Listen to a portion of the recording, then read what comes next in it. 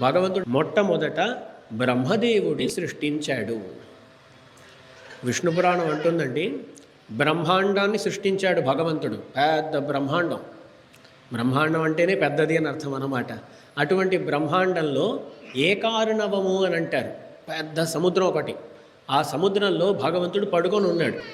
ఆ భగవంతుని యొక్క నాభీ కమలం, నాభిలో నుంచి ఒక కమలం వెలువడింది. ఆ కమలంలో నుంచి చతుర్ముఖుడైనటువంటి ఒక దేవత ఉత్పన్నుడయ్యాడు. సృష్టి కాలానికి వెళ్ళిపోయాం. చతుర్ముఖ బ్రహ్మ అలా బయటికి వచ్చాడు. బయటికి వస్తే సాధారణంగా ఎక్కడైనా సరే ఒక పిల్లవాడు పుట్టాడంటే అందరూ పక్కన ఉండే వాళ్ళు అందరూ కూడా ఉత్సాహంతో అక్కడ గెంతులేస్తూ సంతోషపడుతూ ఉంటారు. పాపం బ్రహ్మదేవుడు పుట్టాడండి, పక్కన ఎవ్వరు లేరు, అంధకారం, చిమ్మ చీకటి ఉన్నది. ఆ సందర్భంలో ఏం చేయాలో అర్థం కాలేదన్నమాట. అలా ఏం చేయాలో అర్థం కాక అతను బాధపడుతూ ఉన్నప్పుడు భగవంతుడు మొట్టమొదటిసారిగా వచ్చాడు. ఏ రూపంలో వచ్చాడో తెలుసా? హంస రూపంలో వచ్చాడు. భగవంతుడు హంస రూపంలో వచ్చాడు.